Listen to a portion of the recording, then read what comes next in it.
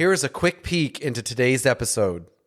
I think sometimes leaders take this for granted as they expect the soldier or the athlete or the young person knows what you're talking about. You can't assume that. You have to teach them. You have to define the space of baseball. It's all about the individual development inside the team first environment. Well, I think when you're looking for consistency in human beings, you talk about routines. The first thing that I would say that most young people have a hard time with is managing the 24-hour clock.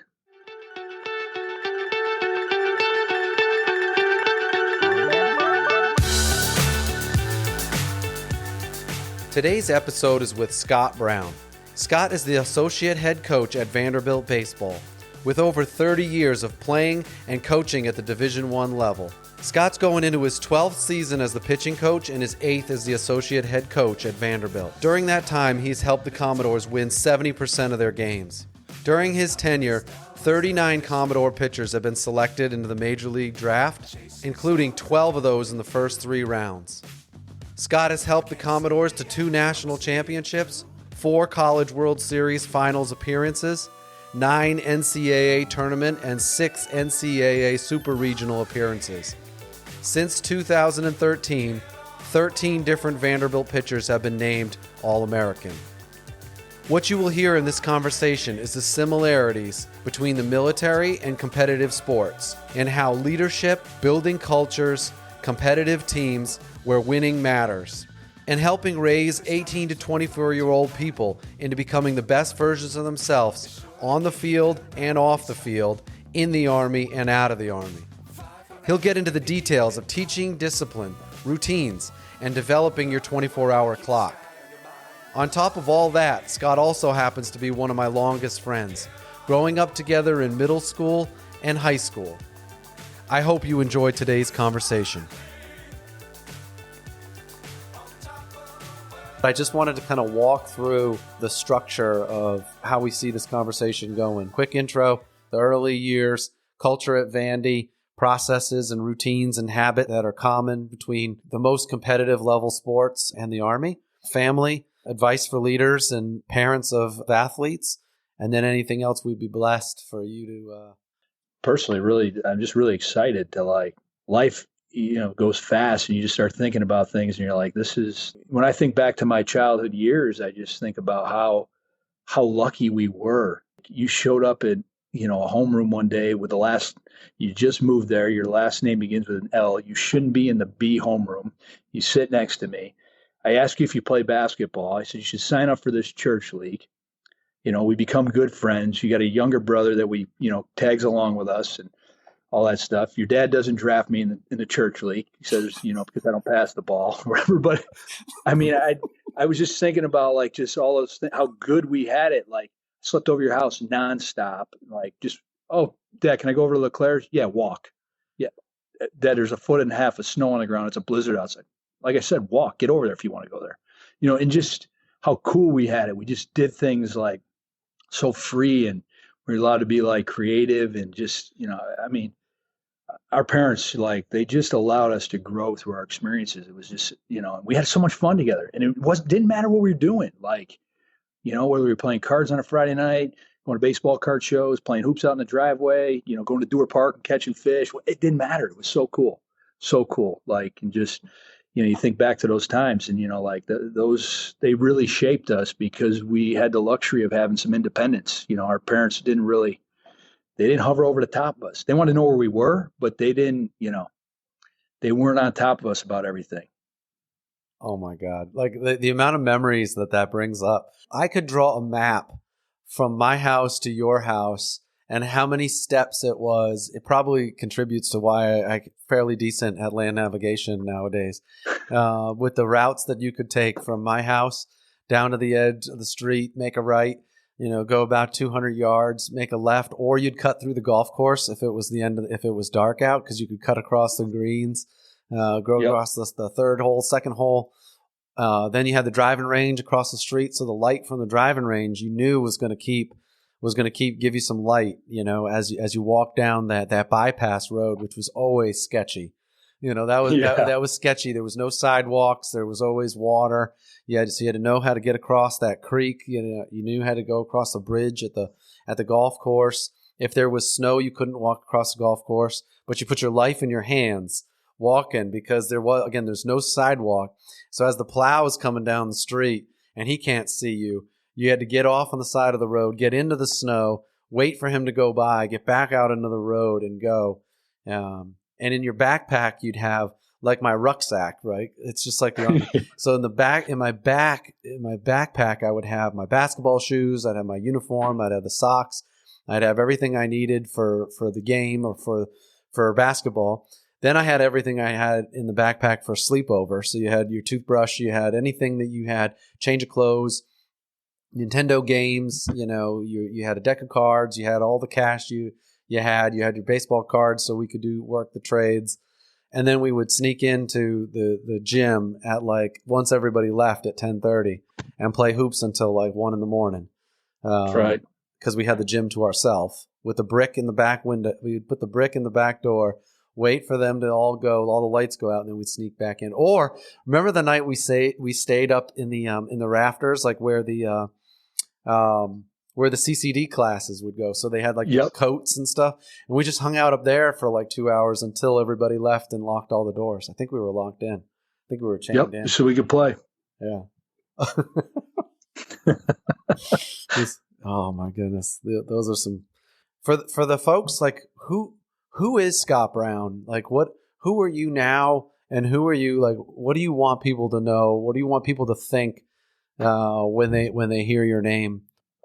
Well, I know. I mean, first of all, you get labeled as a pitching coach, associate head coach. So your first thought is I'm a baseball coach, But the reality is when you think about who people want to perceive you as, for me, it's really simple. I mean, I just want to be this guy's a good person. This guy's a good man. It's at the end of the day, he has great interest in creating a great experience for our athletes. And I do the same for my children at home.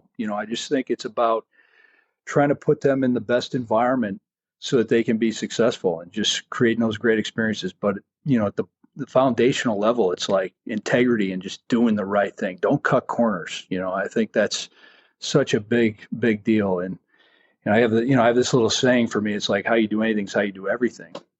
So, I mean, to me, it's you're walking down the sidewalk, and I see this all the time. And then there's that, sidewalks were put in place for a reason. And there's always this cut through the grass where people walk and take the shortcut. And I just have said to myself, don't take the shortcut. It seems like such a simple deal, but the sidewalks were put here for a reason. Walk on the sidewalks. So, those are the things that I really look for. I mean, as far as a personality for myself, it's, as a coach, I think this is really important, is just, and even as a parent too, I think they go hand in hand. And as a husband, I should say as well too, is, daily energy. I think it's really, really easy to get kind of stuck in your ways. And I've been doing this for a long time, and, you lose that energy. And it's no, you're asking players to do the same thing year in and year out. And if you're asking them to bring daily energy, or you're asking your kids to bring energy, you need to do the same as a coach. So daily energy is really important for me. And it starts with a consistent mood. One of the most challenging things about being around people is not knowing what to expect. But when you know what to expect, and you're this person's very consistent, he might get a little demanding at times. He might challenge me at times, but his mood is very consistent. I think it just creates a great environment for everyone around you.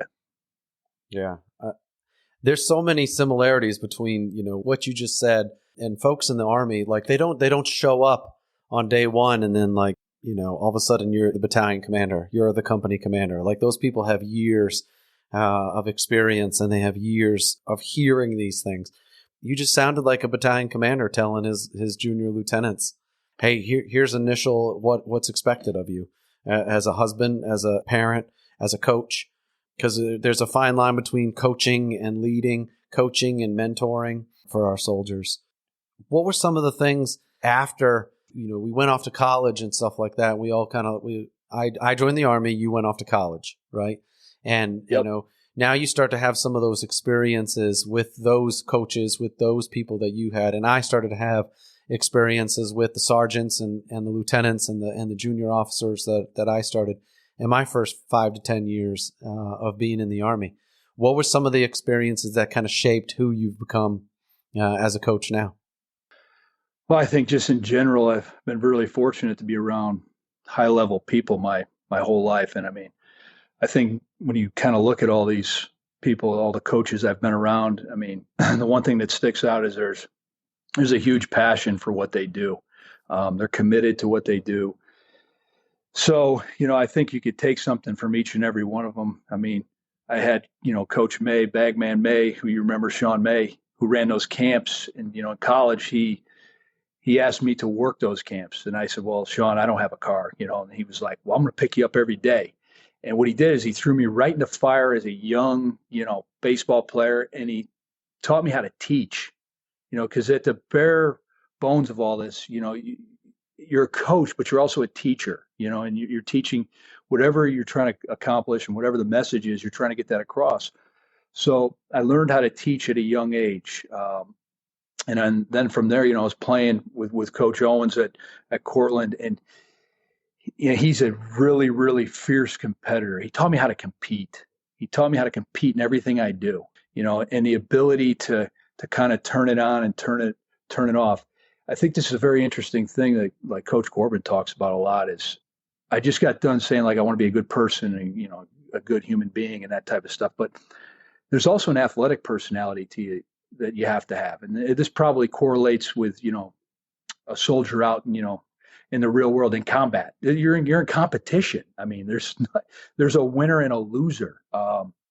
And that personality doesn't always have to match what your personality is maybe outside of that reign. Because, the athletic personality, it needs to be in control. You're either intense or either calm. Most good ones fall somewhere in the middle. But the elite competitors, they basically are not a light switch. They're like a dimmer on the side of the light switch. They have the ability to turn it up and turn it down. When it's always on, but they know when they need to turn it up a little bit more. And then when they can dim it a little bit, it doesn't turn off. When they turn it off, they really turn it off. But, having those separate personalities and identifying that as your, within yourself, to me, is a big deal. It's a really, really big deal. So, Coach Owens really kind of led me down that road of competing. I've been so lucky just to have so many guys around me. And then I had the opportunity to coach for Joe Brown at Cortland with him as a young student, assistant, finishing my master's degree in phys ed. A lot of teachers in that area, and was doing a lot at SUNY Cortland at that time, working to make any kind of money I could make. That's the other thing is, we didn't come from a lot of money, me and you. We just, we were fortunate. Our parents took care of us, but we really, really had to work for everything we obtained when we were young. If we wanted to go out and buy something, we wanted to do something, we had to we had to work for it. Parents just didn't hand over cash. They didn't have it. They probably would have if they did, but they didn't have it. And I look at that as such a great lesson to be around those type of people in our life, because it teaches you the value of the dollar and what work ethic is, really, more than anything. So, from there, I was, like I said, I was with Joe Brown. The biggest thing he taught me at a young age, he was probably the hardest mentor on me at that time, because I was such a young coach, and there were players on the team that were my friends. And as a leader, sometimes you have to separate. You separate yourself because you can't do the things that you used to do. You need to make sacrifices if this is what you really want to do in your life. And yeah, it might be cool to go hang out with them at, the party house, but now you're really, jeopardizing your ability to be their leader. Because you're not separating that mode from them. And he was hard on me at that time and just said, listen, I know some of these guys are your best friends, but if you want to be a baseball coach and you want to be a leader, you're going to have to make this decision right now. And it was difficult at that time. I was 22 years old, but I did it, which taught me a lot in that realm about like how to live your life away from, what you were used to in college. So really helped me mature at a young age as a coach. So that was good.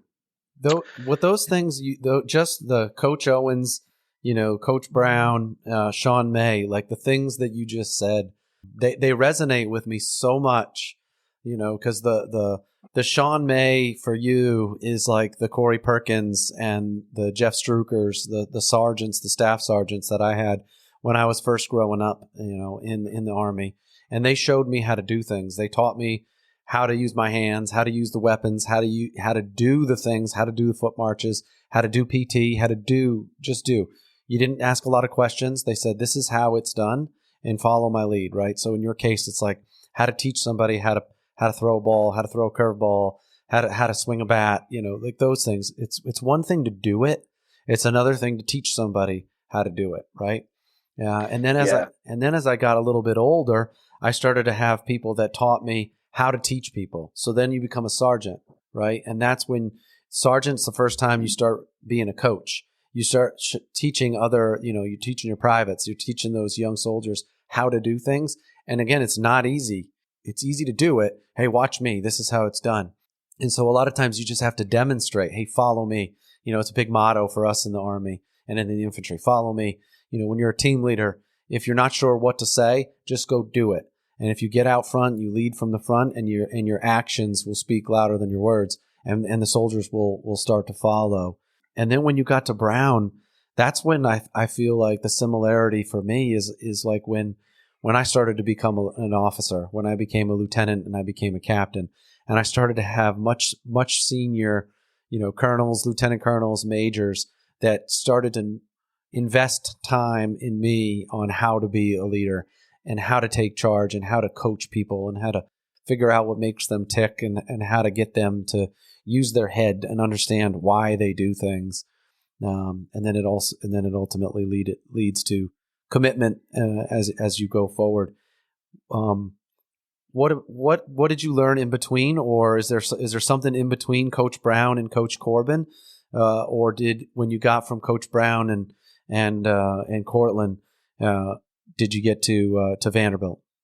Yeah, I continued to certainly learn from people.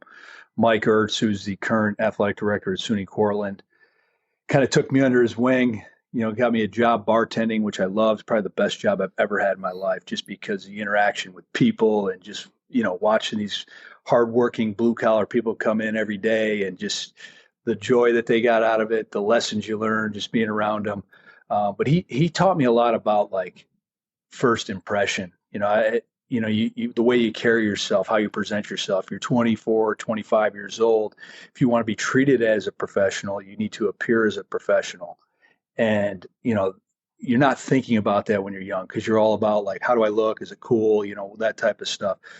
So he taught me a lot there and about how to administer things and kind of gave me a couple good jobs in the athletic department doing that type of stuff, which just continued to build like, my coaching foundation. You're not thinking about it at the time because you're just thinking about this is an opportunity to make some money and do things, but all your experiences are going to lead to, future results.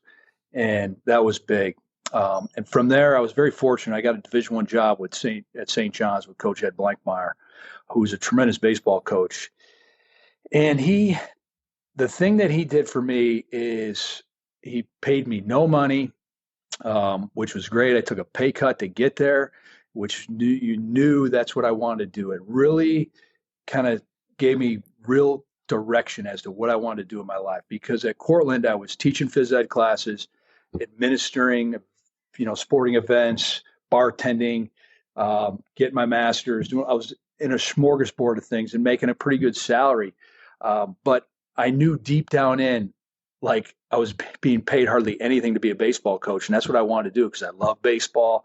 I've loved the game. I love competition. And I just have always been it's always been a part of my life. So when I got to St. John's in the middle of New York City, Coach Blankmeyer paid me $9,500 and said, it's a part-time gig. You're all good. Very lucky. Wife, Mary, not married at the time, but current wife, Mary. We lived in her folks' home, and her dad, I'd be remiss if I didn't mention him. He charged me rent, $250 a month to live in his attic. And it was great. I thought, man, this is one of the best times of my life. I got a home cooked meal every night and my laundry's done and I'm at work 12 hours a day. So I'm not even thinking about it. And he did the same thing to Mary. Like when she had a great job, third grade teacher, literacy teacher, and he collected $250 from his own daughter and she was sleeping in her own bedroom that she grew up in. But He said, "You won't miss it. You won't miss it." And the day we got married, he handed us a check that had all our money from rent the last 3 years paid in, paid it back to us so we could get a start. Um, so he really gave me a great start, to build my family, Wow. build our family. So that was incredible. But um, getting back to Coach Blankmeyer, he just gave me freedom to like learn and go. And he's like, "I'm paying you nothing, but just go do this. This is yours." He gave me autonomy to like learn through my mistakes. He taught me as a mentor in a very respectful way of things that were important, and really just it kind of propelled my career. And I was fortunate. And much probably a lot like you is like you can have a good team and you can have a good method and stuff, but if you don't have good soldiers, you're fighting an uphill battle. And I was very fortunate enough to have good pitchers at that time in St. John's. It just needed direction. They needed work ethic and commitment and routines and all that stuff. So I was able to install all those under my own system, which was great. And that was huge. And I was there for 10 years.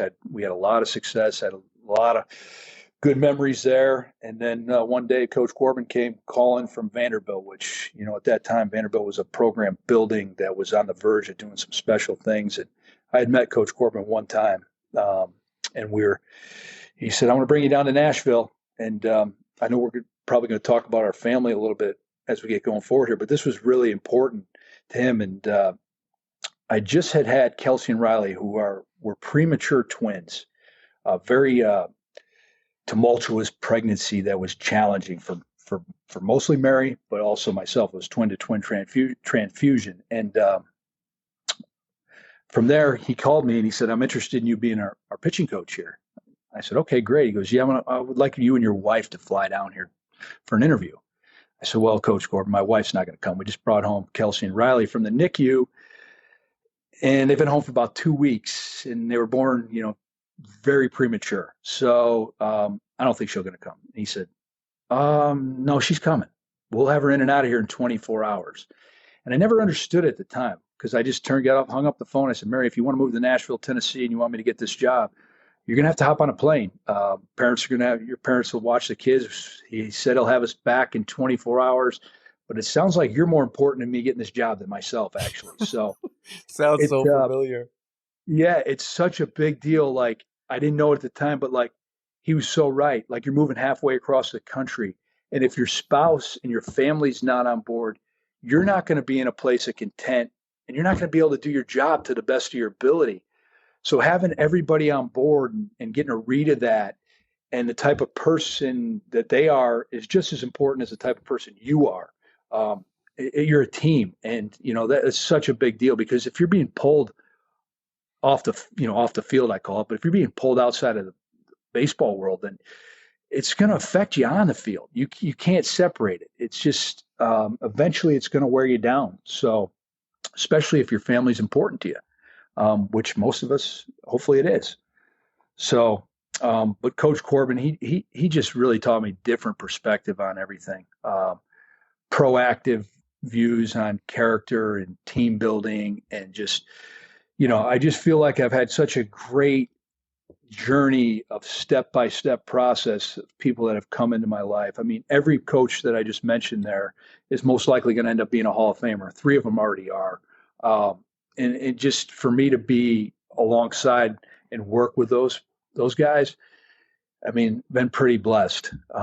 I haven't had a situation where I had a bad leader. I haven't, because even if you think about some bad leaders, you can learn from them as well. Sure. But I haven't been in particularly too many situations where I'm like, I wouldn't do that, or I'm learning what not to do. I've been very fortunate, but the biggest thing that I've learned throughout time is players, soldiers, it doesn't matter. They're people and they're not transactional.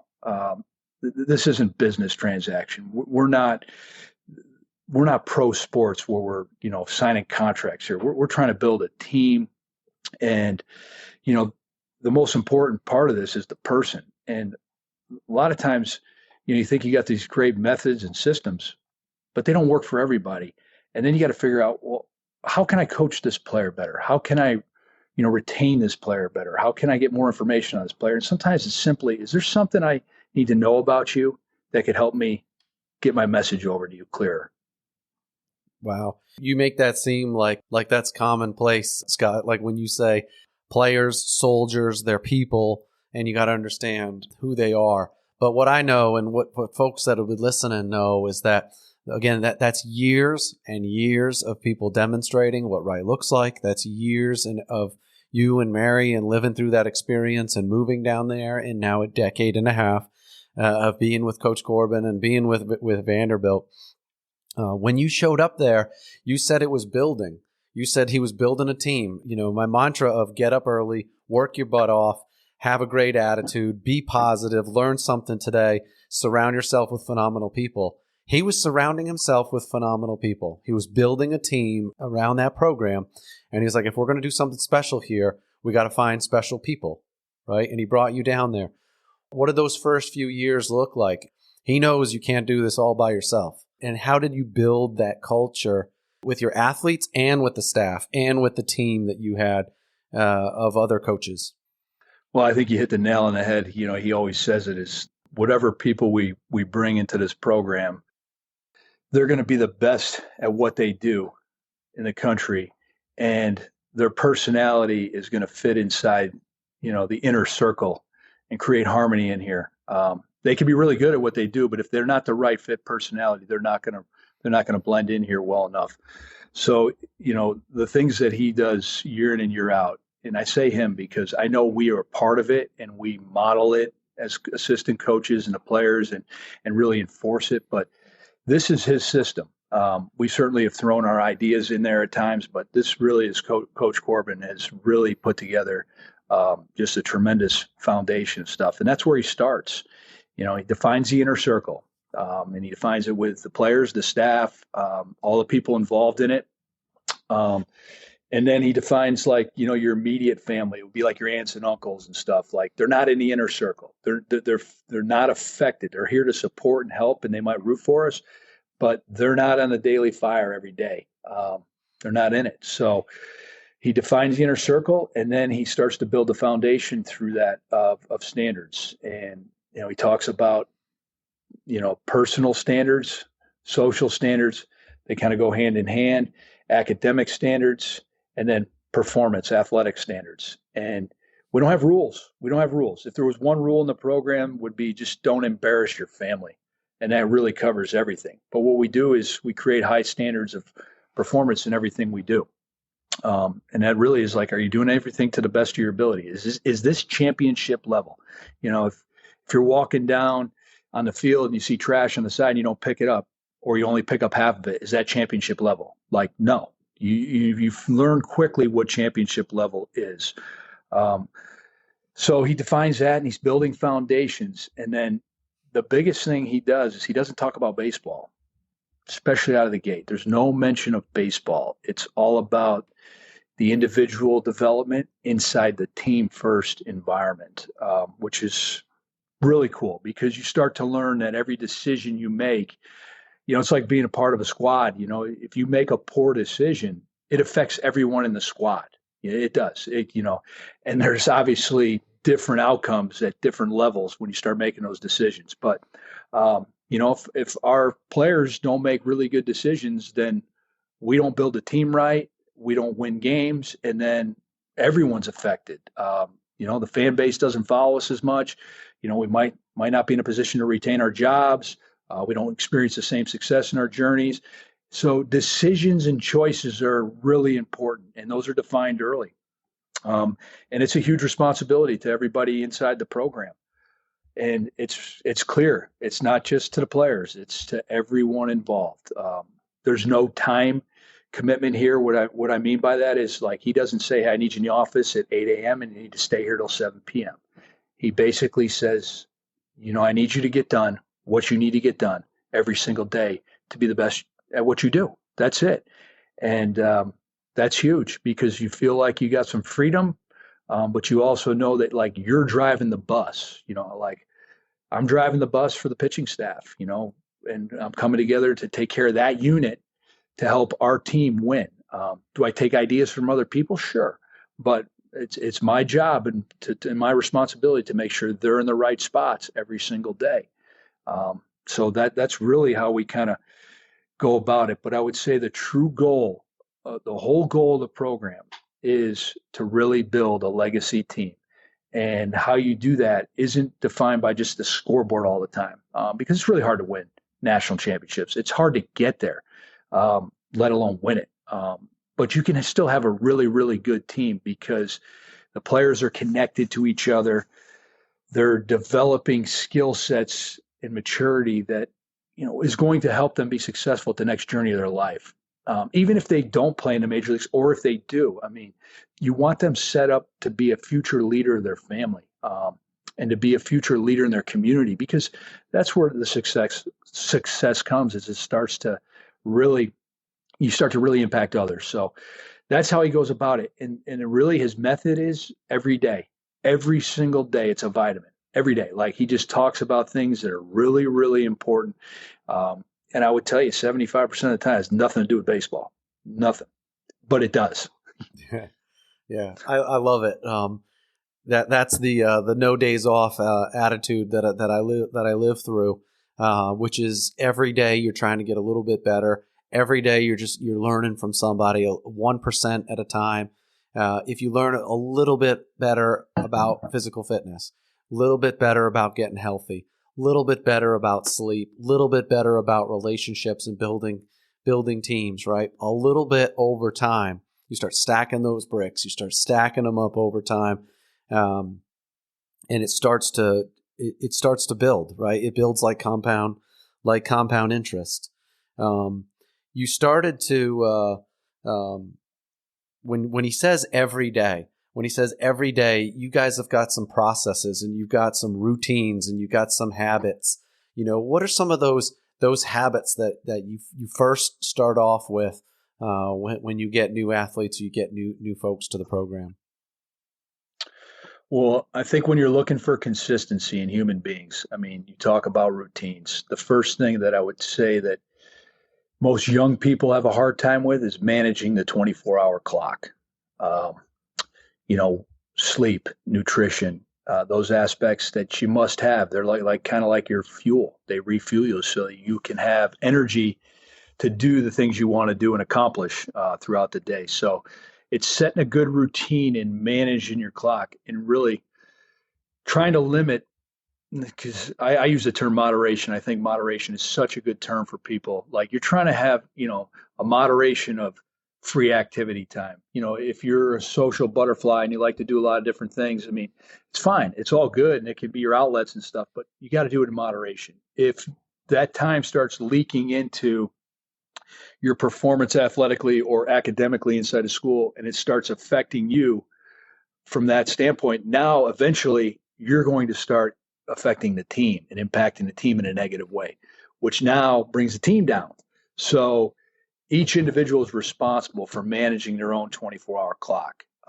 And how they learn that really is through the older brothers in the program, the sophomores, the juniors, and the seniors, because they start to teach the younger guys how to model, or how that clock works for them, and when you can do things and when not a good time to do things, and what's the expectation, how to show up on time, which means you're here early, and things like that, because you can tell a lot by a human being and how they show up.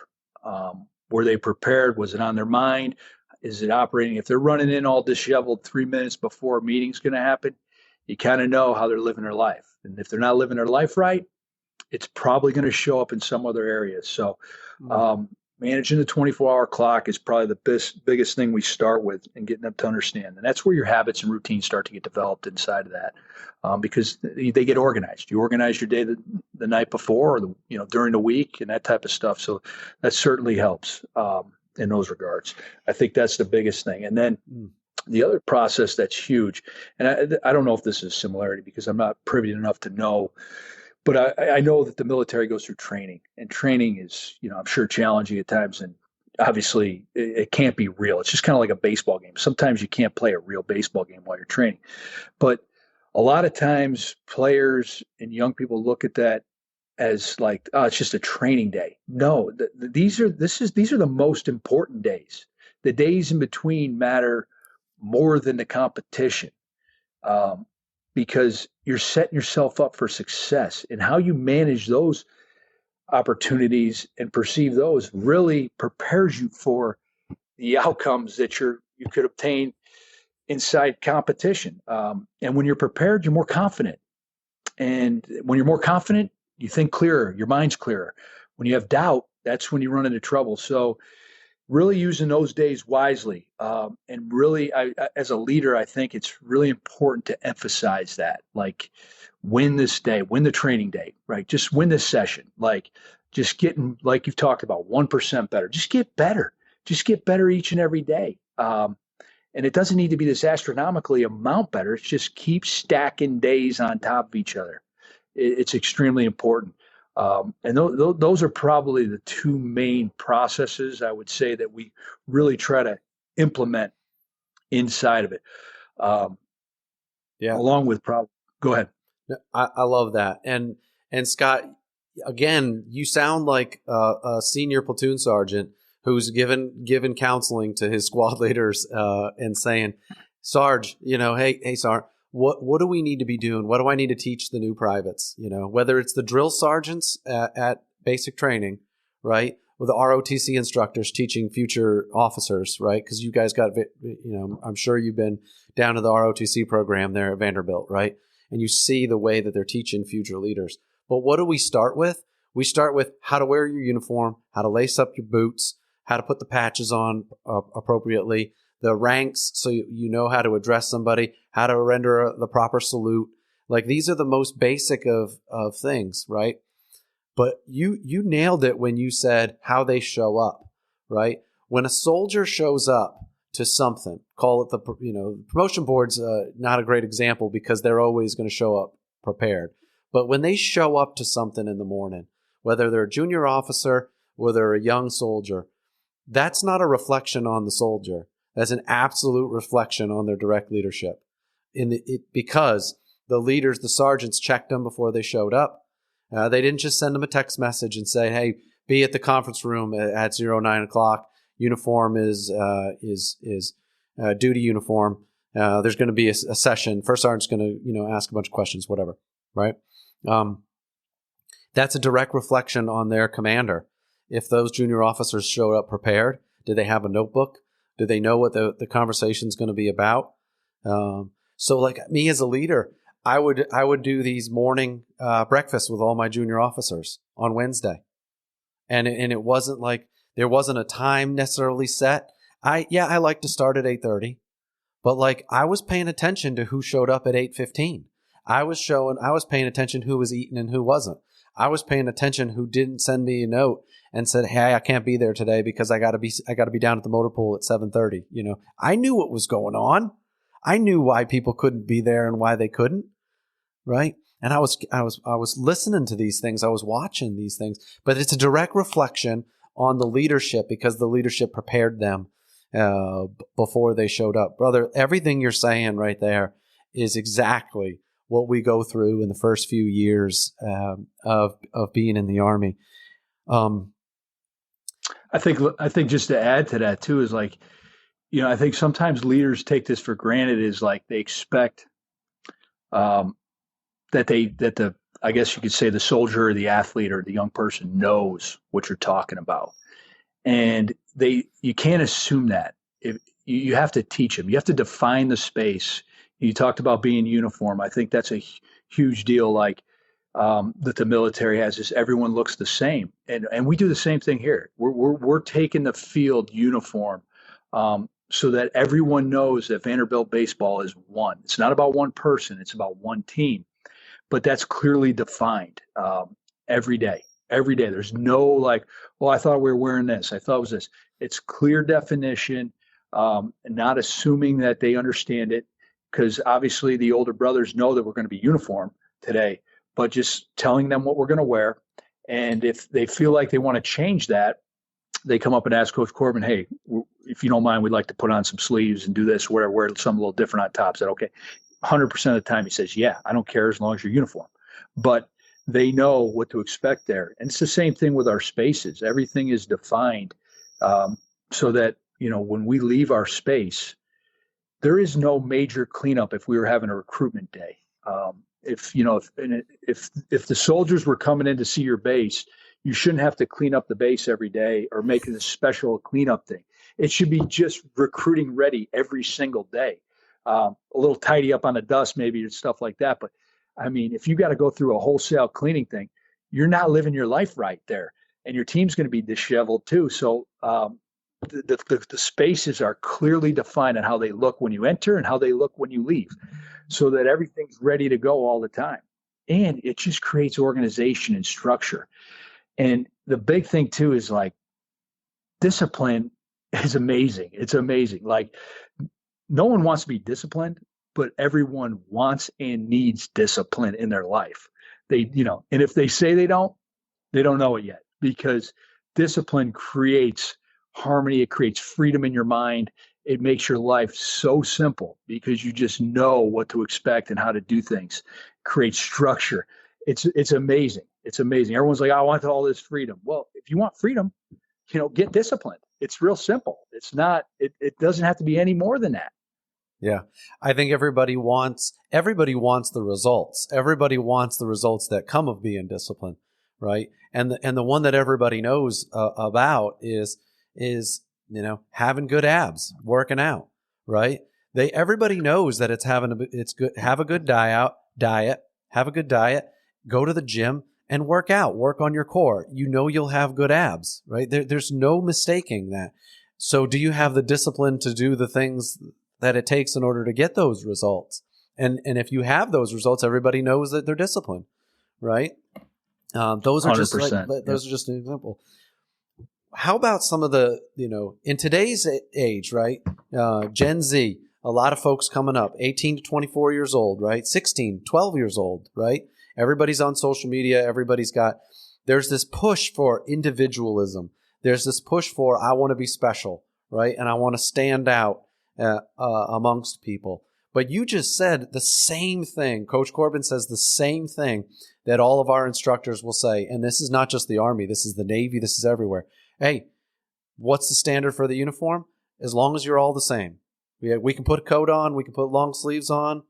Got it. But we all look the same, right? That's from the beginning. Do you see some folks that come in with this an individual attitude, or where they say, I want to be separate. I want to be a little bit different. I don't need to follow some of the same standards?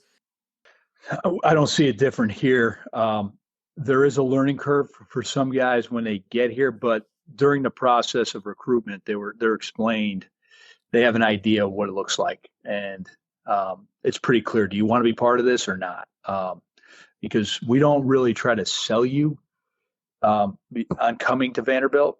We try to present to you what Vanderbilt baseball is all about, and the university and stuff, and what the environment, the culture is all about. So this is a tough place to get into. It's ultra competitive, and there's high standards of behavior inside this program. So if you don't think you can do that, you shouldn't come here.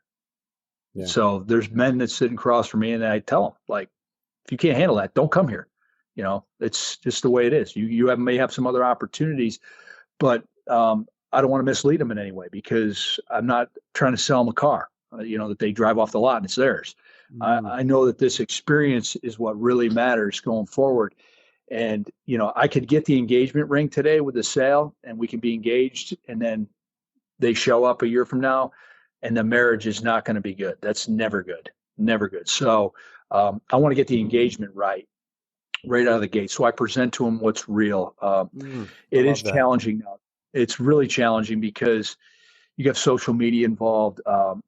Parents are a little bit different at times, not all of them, just a little bit different in their expectations. And, they live their life a little bit through their child's experiences and stuff. So there's some pressures put on the athletes and stuff. But, really trying to get kids to understand that, like, there's nothing you can do in your life by yourself that will be fulfilling.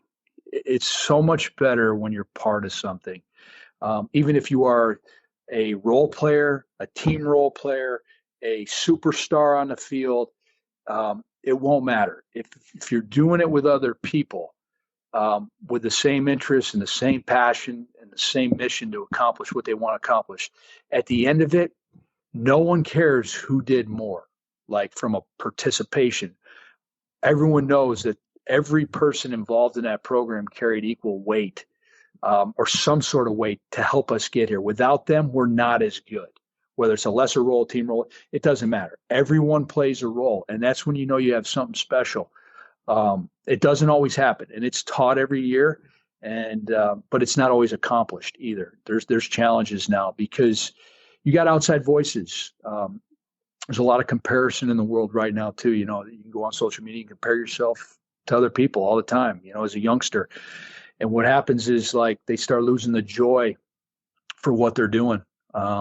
It steals it from them because they get caught up in results and being a perfectionist and, you know, seeing everyone else's best shot as opposed to what it's like normal. So there are more challenges nowadays with that. But, you know, we got to get complete buy-in. We do. So you know what you're signing up for. Yeah. I think when you were saying that, I was thinking about two things. I was thinking about the Army as a whole, the department, you know, the military, you got, right? But you got the whole. And we are trying to recruit. Like we are recruiting people by the thousands, right? So you're recruiting kids off the street straight out of high school to enlist into the Army, to enlist into the Navy, and off they go, right? Those are the kids like me that didn't know what they wanted to do with their life. And so that there's a different approach to recruiting those people on board.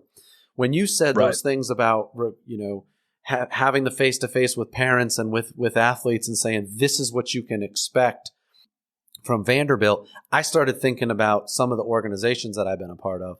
I started thinking about, okay, now that you're inside the Army, now there's certain teams inside the Army, whether it be the Rangers, the 82nd Airborne Division, the 173rd, you know, Airborne Special Forces. Like then we start to have these, you know, inside internals where you say, hey, if you want to be a part of this team, there's different expectations. There's higher standards. There's things that you can expect from us, right? Or there's things that we are going to expect from you.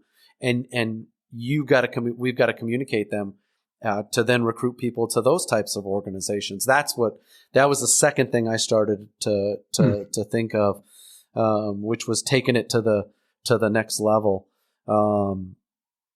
All right.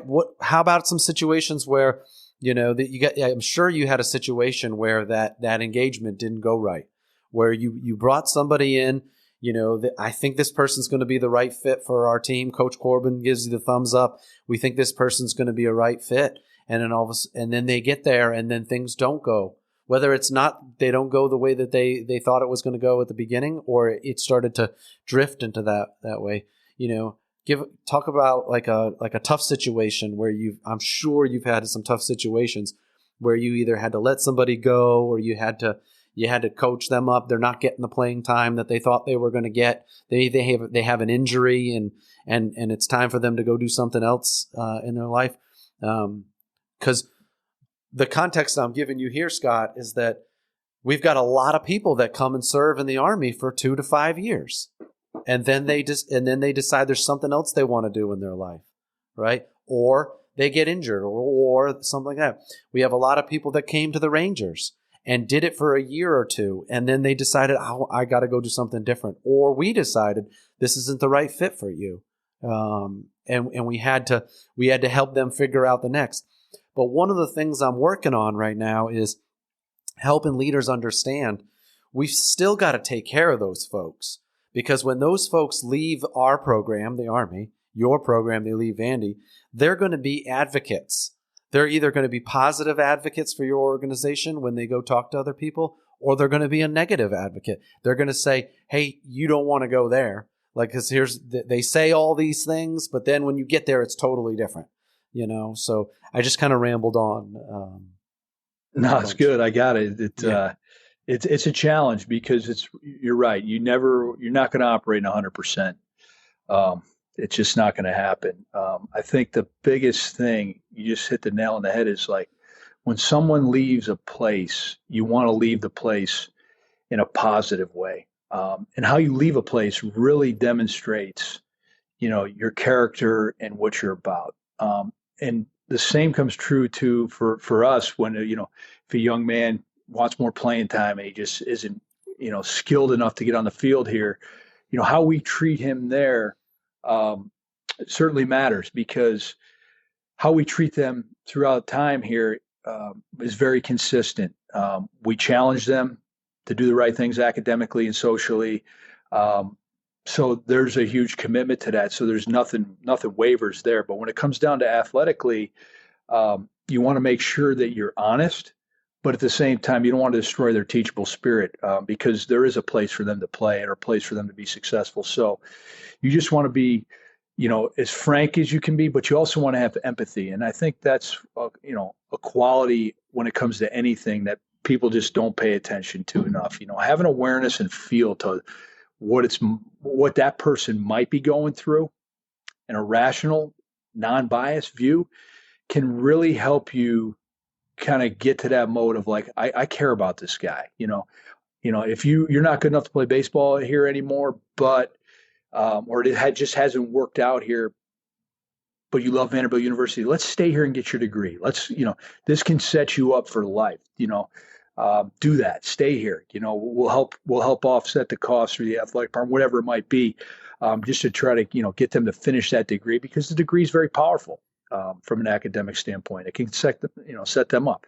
If you just want to play, let me know how I can help you at another school. Let me know how, I can talk to coaches and look for places that you might be interested in, because I certainly can speak well on your behalf. I don't want to see you go, but I think for you and what you want in this particular point in your life, this might be a good decision. It might be, you're at a point where your experience, the window may be dwindling down, and it's time to make a decision on what you want to do.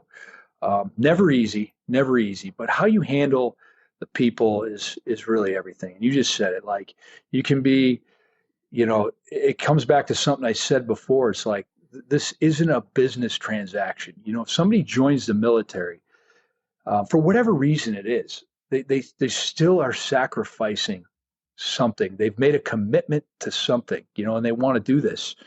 And it may change. They may have a change of heart, but that doesn't make them a bad person or a failure. They're still a human being, and they can still go on to be successful in whatever they do. But you want to give them a roadmap for that too. And then when they leave, they may say, hey, listen, the Army, it wasn't for me, but boy, I learned a lot from that. I learned a lot, and I can speak really actually from a personal experience. My brother was in the Navy for, I think, 6 years. And the real reason he joined the Navy was because he didn't feel like he had discipline in his life, and he needed structure. He certainly didn't have aspirations to be in the military forever. But, I watch him now and the maturity that has taken place from his time served there and to what he does now. It's incredible. So he's a positive advocate of the military in that regards. But, he knew when it was time to say, listen, I'm not going to re-enlist. I don't want to do this anymore. But he's taken a skill set that he's learned there, and he's put it into his career and his family and how he operates daily. And I'm just, I'm proud of him, because there was a point in time in his life where, he was at a crossroads. He was making some poor choices and didn't really know where he wanted to go direction-wise with a career. Well, the military, he was working on a ship. He learned fireman skills, and now he works for one of the major companies in New York, Jerome Fire Equipment, installing what do they call the dry sprinklers and inspecting them. And he's got a great gig. But he learned all that in the military. So it's like, yeah, it doesn't need to be defined what you do. It's like, if you join our baseball team, you may not play baseball for the rest of your life, but your experience inside this program, the whole goal is to set you up for future success. And then 15, 20 years down the road, maybe you have your own children, or maybe you know somebody in your neighborhood says, I might go to Vanderbilt, play baseball. Well, that's a great program. They do a great job in setting you up. They help you. They care about you as an individual. You just want those types of things said about whatever you're doing, whatever part of the group you are. Man, Scott, that was exactly what I was looking for. That's exactly what we're talking about. Your brother. I was going to ask if you've had have you had any athletes that considered the military, and have you had ROTC kind of come over and talk to the athletes? Has some of your athletes ever, talked to you and said, "Hey, coach, I'm thinking about joining the Army. I'm thinking about joining the Navy," and what folks over the last 10 to 15 years have been thinking about military service? We've had a couple. We had a student manager 3 years ago graduate and then enlist in the Marines to be an officer. And he's still doing it. We had a young man back 10 years ago that finished playing, was kind of a real team role type player. Didn't have a large participant role on the field, but great team guy. All the players loved them. Kind of connected guys. He has joined the military and is still serving. I haven't heard from him in a while. So we do get things where we do have opportunities where guys do that. I think the coolest thing about Vanderbilt is there's a respect for all people that serve, whether it's your firemen, your policemen, first responders, or anything in the military. And obviously, I don't want to assume people have seen it, but we wear Army green uniforms on Sundays when we play here. And this is all Coach Corbin. There's multiple colors inside the uniform, where the red, white, and blue is patriotic for your country. Nashville patch is with the state of Tennessee. There's community base there. The Army green, I believe, if I'm paying attention in his classroom, is the color of hope. That's the color he chose when he did that. But there's just such a huge respect factor. And something as simple as like standing for the national anthem. It's easy as time goes on to just, that song just becomes like, you've heard it before. But the ability to understand how many people had fought for that song to be played in a free country and not forget that ever is, it's huge. So we stand as a uniformed team properly for the national anthem. It's practiced. It isn't just talked about like we're going to stand this. It's practiced so that for 2.5 minutes, you're a team, number one. And number two, you're paying respect. You don't move. You don't, you find your own space. You salute the flag. You put your hand over your heart for the flag, keep your eyes on the flag, and you understand that this isn't like everywhere else. We cannot take this for granted because there's a lot of people that have paid the largest price you can possibly pay for us just to stand here and play this game we love without any worries. So that aspect inside our program is huge. It's huge. Coach Corbin does a tremendous job too, talking about Veterans Day, 9/11. He just doesn't want our players to forget and lose history. World War II a little bit. We've watched Band of Brothers as a team just to see how the connection that it takes inside combat as a unit and how everyone has a role and just, kind of correlating that aspect. I know it's a movie, but kind of correlating it to a team and how we do things.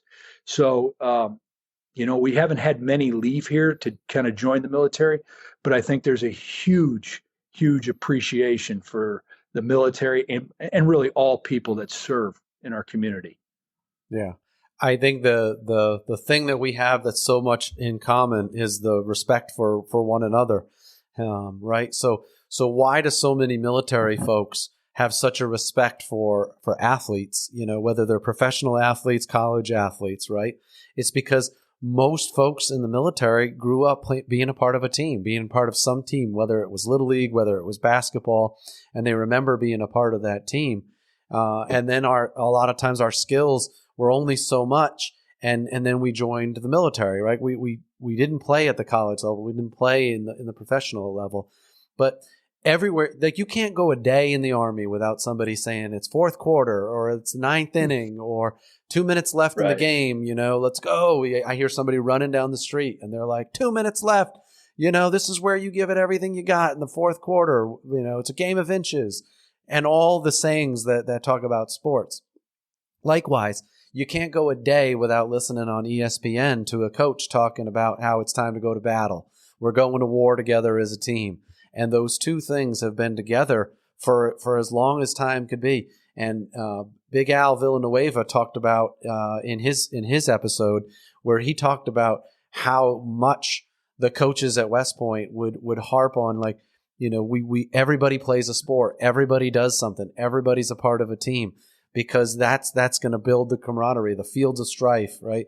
Like everybody played a sport, and Big Al talked about how all the way back in the day when they couldn't replicate war and you couldn't replicate battle, what you did was you put two teams out on the football field or rugby field, and they battled, and they went to war against each other, and they learned how to what makes each other tick and who was strong and who wasn't.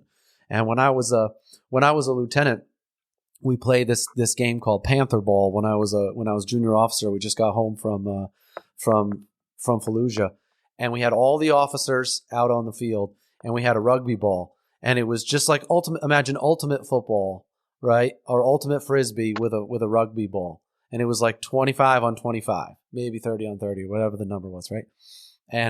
But here was the catch: as soon as you could advance forward with the rugby ball, but as soon as you started going forward, you were able to be tackled. So as long as you're going left or right or backwards, you couldn't be tackled. But if you went forward, you could be tackled. We had about 10 to 15 injuries when that was over, with I think 3 or 4 people that went to the hospital with a busted leg, busted back, everything. I had a high ankle sprain.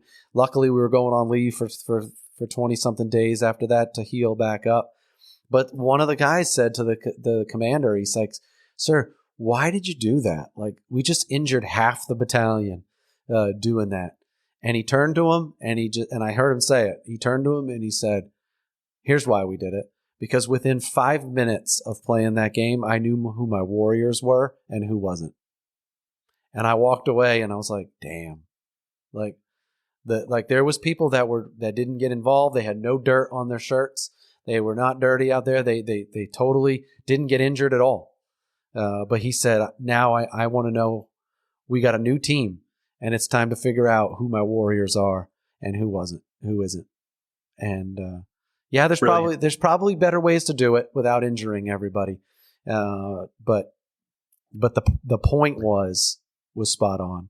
The point was spot on. So the next couple things I want to talk about is your advice for leaders and your advice for like parents of athletes. In some cases, those are the same kind of pieces of advice. You've had a special, a unique scenario where you've now seen kids come in to your programs for years, all these different programs, and now you're kind of raising them. One of the things I use for military parents is I say, to my kids, I say, do you want dad's opinion on what dad thinks and how proud I am of you, or disappointed, or do you want to hear Colonel LeClaire's advice? Because those are sometimes two totally different things. Yeah, they certainly are. I think to start off with like advice for leaders is, I think number one, you have to be yourself. You can learn a lot through your journey and experiences, but it has to be under your own personality and how you want to do things. I think if you're trying to be somebody else, like if I went out and tried to, be Coach Corbin as a leader in his way, I'm not going to be able to replicate that. I'm not. And then I'm going to be false. And people are going to see right through it. So you want to be authentic and genuine with your approach. And you've certainly learned ideas through many of them, but I think that's the first thing is self-awareness of who you are and how you want to do things, not somebody else's way. I think create your own structure and discipline, but at the same time, understand that this is their journey. And this is probably advice for parents more than anything, is like, you need to be able to release the experience to the player, to the athlete. They need to have the freedom to know that this is theirs. And the way we kind of talk about it here is like, there's actors and there's directors. If you're always doing what someone tells you to do, whether it's your parents or an outside voice or whatever, then you're really just an actor. You're doing exactly what you're being told to do. If you're just doing what I tell you to do as a coach, you are an actor. All right, which is fine. But actors just show up, do what they're supposed to do, and then they go home. Directors, They show up, they set everything up, they get it organized, they get it going, and they direct themselves, and they don't stop performing the task until it is done right, and they can't get it wrong anymore. There's a totally different commitment level to that. And the only way players or young people figure that out is giving them the freedom to do that. If you're over the top of them all the time and helicopter parenting them on everything, there's nowhere for them to fall. And they need to fall. Kids need to fall. They need to experience failure, because to me, failure is the best thing that could ever happen to people, because it creates an open mind. And you start to realize that you need to become centered. When you experience success, and then you get popped down, like you've never been centered. So your ability now to get back to the middle becomes really challenging, where if you are success, but today is just right back to the middle. Success, today's right back to the middle. So then when you fail, nothing really changes. It's just right back to the middle. And I think that's an important aspect to teach, for young leaders to understand, is like recovering from winning or success is just as important as recovering from failure. But the experience has to come from them. The players really, you can voice it, you can talk about it, you can teach it, you can model it, but they ultimately have to understand that. But it is a challenge in today's world, because sometimes parents identify themselves with their child's success. We were fortunate enough, man. Your dad, my dad, they did not care how good we performed on a particular day. They just challenged us in everything we did. They weren't like, "Oh, you had a great day today. Good job. Take the day." They just kept challenging us just to continue to get better in everything we did. Everything. I mean, your dad did it to me. I wasn't even his kid. Like he challenged me all the time. Yeah, Brian Ferentz told me the same thing. He sent me a note and he said, "Let your dad know that he held me accountable more than anybody that was out there." Yeah, he just it was when you're young, we don't know what we're going through, but man, when you look back, you're like, he there was a genuine care for how you did things, and. Mm-hmm. I appreciated it. I really, it's easy to look back and reflect on now, but like that he did. And that's what parents need to do. They just need to hold their kid accountable. And they need to love them.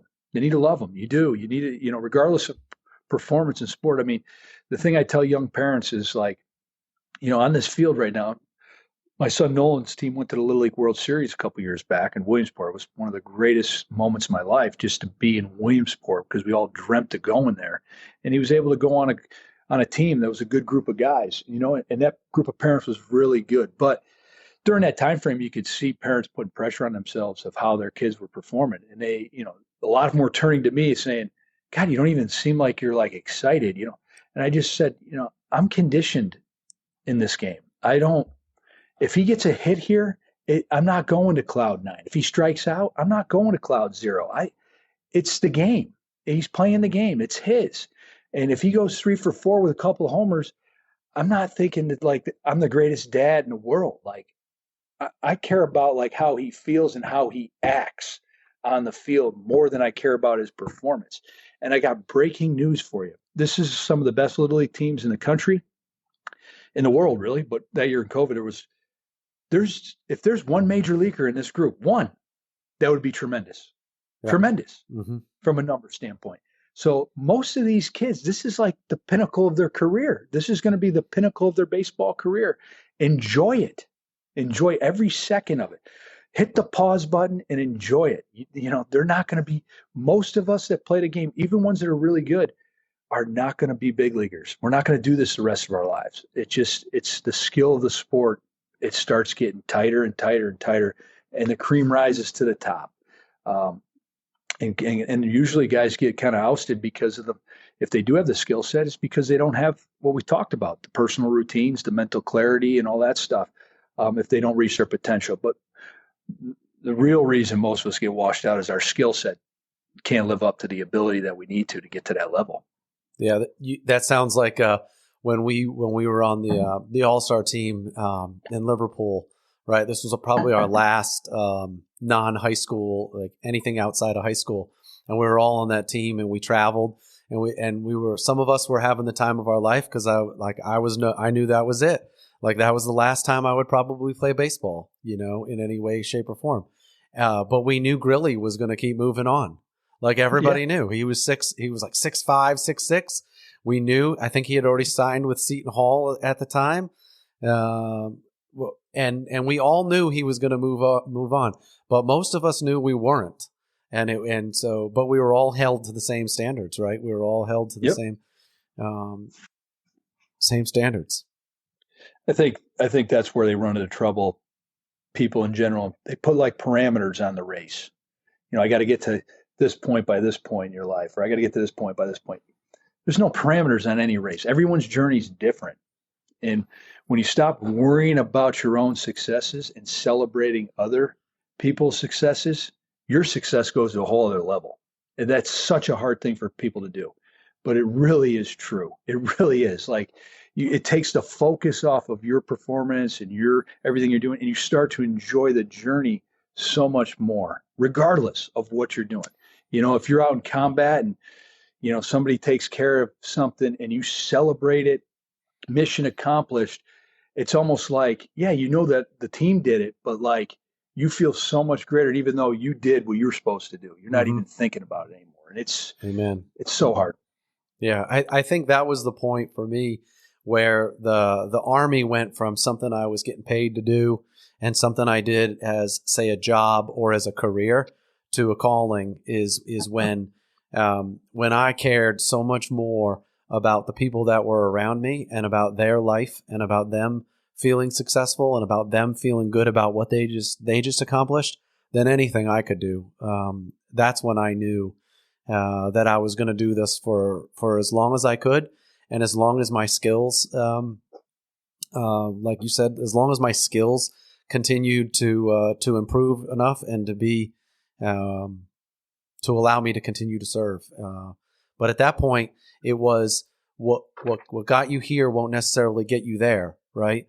And you over the last hour, you've spit out a ton of stuff. You shared with us like the wisdom, right? Like the years of reading books, the years of being a part of experience and stuff.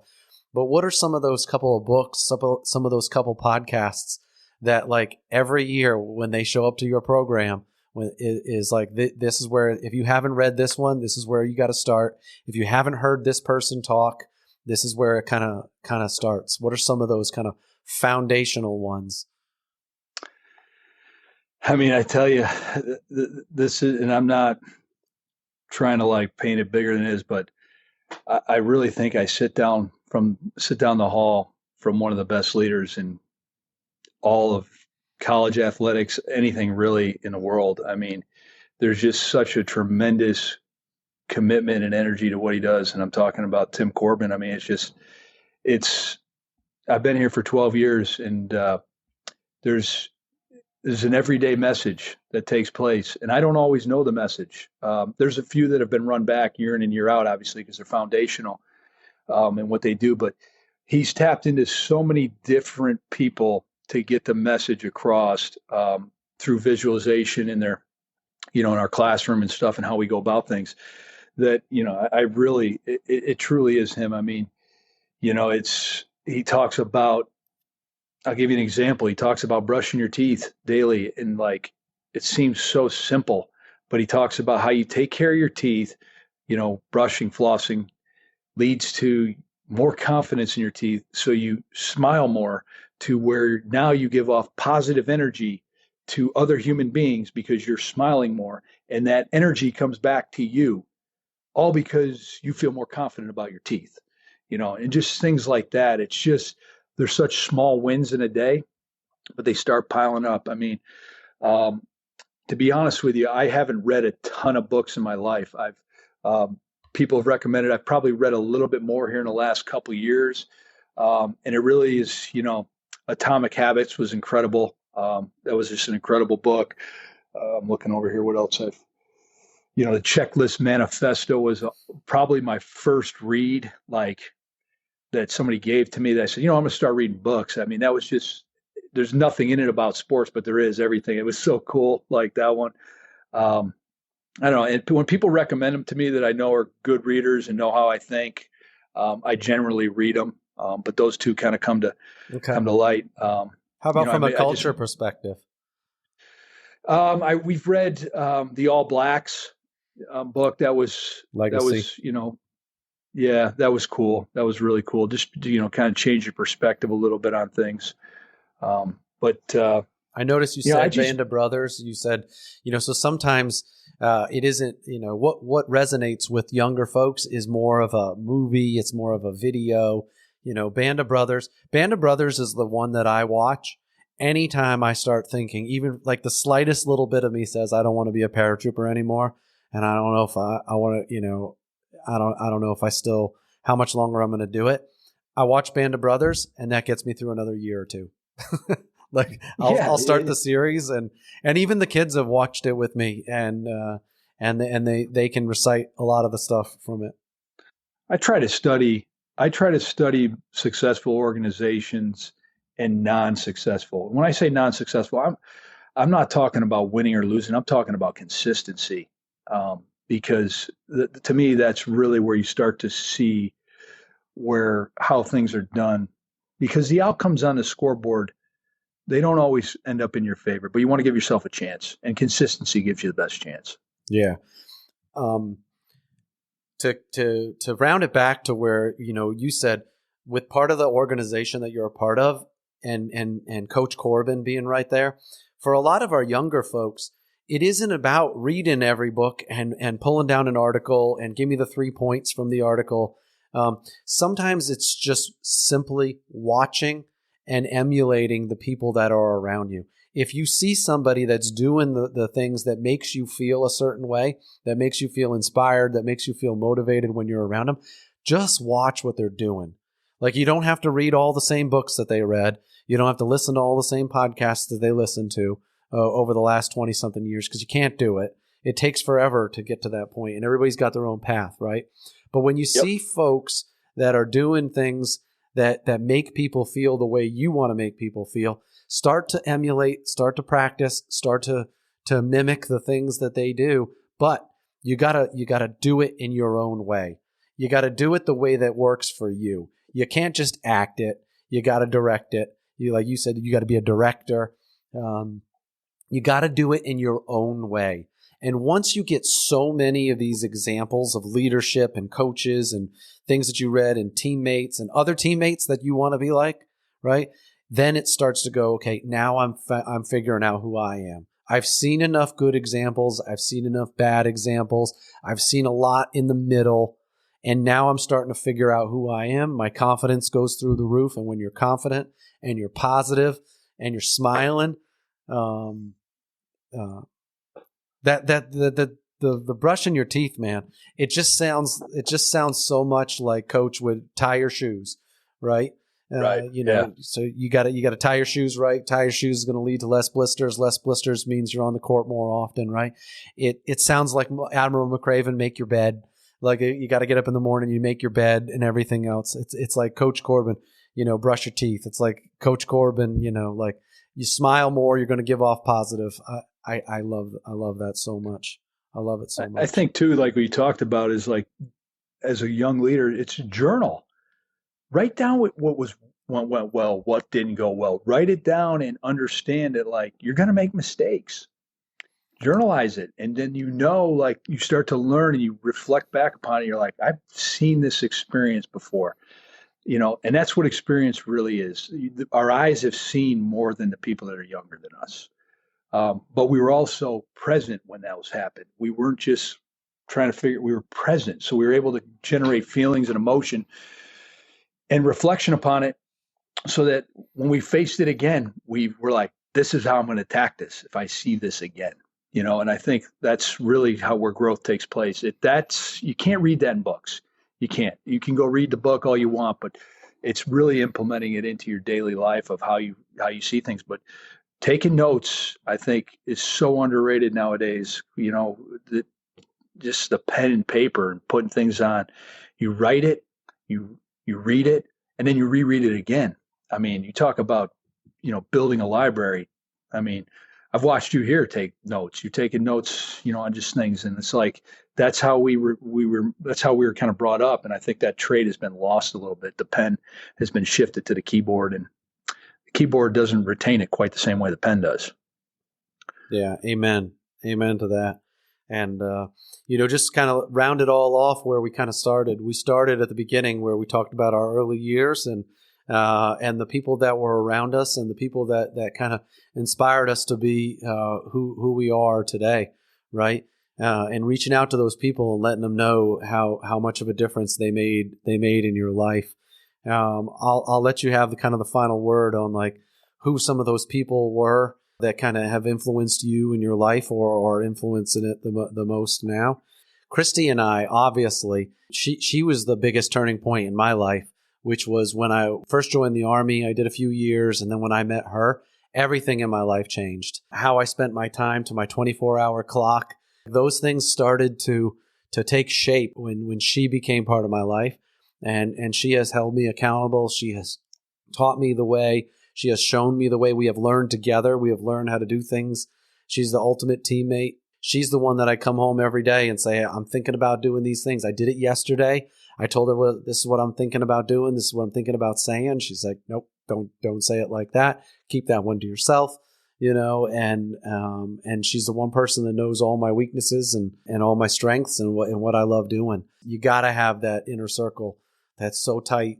But you referred back to earlier, you said with our dads and the kind of the role models, that they were for us and the inspiration that they give. Every change of command speech or whatever I did, my dad told me, at some point, and he still says he doesn't remember telling me it, but you never know the things that someone's going to say to you that are going to resonate. And it was just a simple statement that just said, pick something and be the best. And I don't know if I've ever been the best at what I'm always doing, but I know I've always been surrounded by the absolute best at what they do in the Army and in life. You can't say it any better than that. I mean, I think, one of the big things that we go through in life is you said, like, people, you never know when something's going to resonate with you. I mean, I could sit here for the next 3 hours and come up with people that did things that have, certainly helped me get to this point in my life and my career and resonated with me. But I think the biggest decision that I made in my life is I married the right partner. My wife, Mary, I mean, it really is a make or break decision. She shares the same passion that I did, and she knew the passion where I was headed. And she knew she wanted to be a part of that. So we work as a team for the family. But at the same time, she understands my lifestyle. I don't have a job. I don't have a job. I have a passion for what I do, and there's no hours. It's not 9 to 5. Some days it's 6 a.m. to 10 p.m. at night. It's just the way it works. But that decision has to be the most important decision in your life. If you choose to go that route, you don't have to. But if you choose to get married, then it really should be with someone that you can see yourself being a team partner with in what you want to do in your life with your passion. Because if you don't, it's not going to end well. It's not going to be a great journey. It's not going to be compatible. And then what happens is now we become lesser role models for our children, which is the future of our world. So to me, that was the most influential person that I met in my life, because of just how she understood me, and never really said, I can't believe you're gone for 12 hours a day sometimes, or 14 hours. Just, she knew what to expect. She still knows what to expect. I help her whenever I can. She helps me. You're married and you're in love or whatever, but she's my best friend. I mean, it really is. That's what it comes down to. So, I think, currently and in the length of time, outside of my parents that, raised me for probably 20, 22 years, whatever, I've been with her for 20 plus years. So it's like, that is probably the most influential person, and when you do it with some other people and your family's involved, and understand what you do, it is so much better for you. It really is. It makes it just so much more worthwhile. And they're learning through how you do things, whatever route they choose, my girls, I got 3 girls, Kelsey, Riley, and Emma, and they don't want to see me leave in the morning and not know if I'm going to be home at 8:30 at night or 5:30 for dinner. They ask me every day, Daddy, you be home tonight? Daddy, you be home tonight? And sometimes it's like, yeah, I'll be home this time. And, it's close to bedtime, so I'll see you for 5 minutes. Other days, it's just putting in quality time with those people. So that to me is probably where I would head with that, is my wife, Mary, and my family. And they influence every decision I make. I mean, they really do. You talked about it a little bit earlier, but, I think when you make the decision to get married and have children, it is no longer just about you. You have a teammate, and then you have however many children you have that you are ultimately responsible to educate, grow, provide, do all that stuff throughout life and set them up for success. And that doesn't mean monetary stuff. That means values and character and how they do things. So that's where I've kind of headed in my life, and just blessed to have them with me all the time.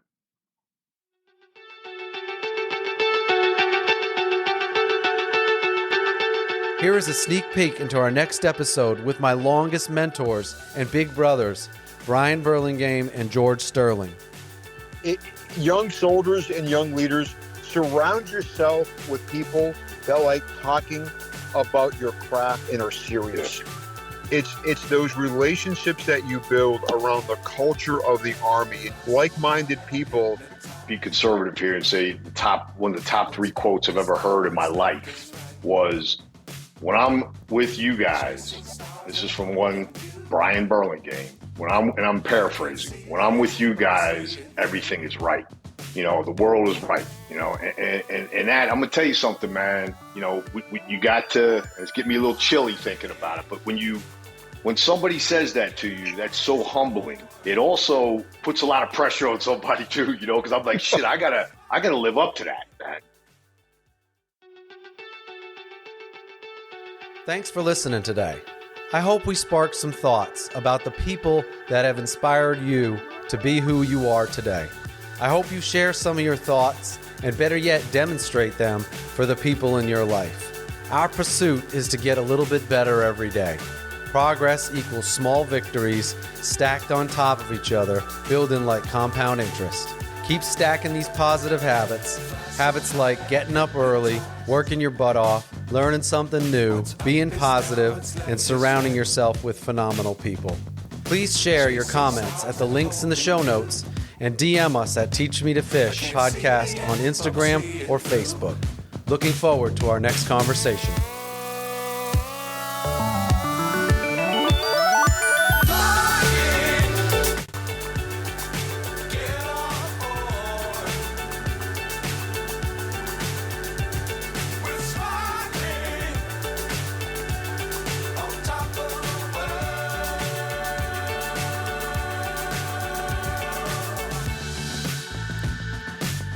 Times don't fly too high. Be sure to keep the ground in sight. Fly forever if you keep it tight. Love the world, but keep the sky on your mind.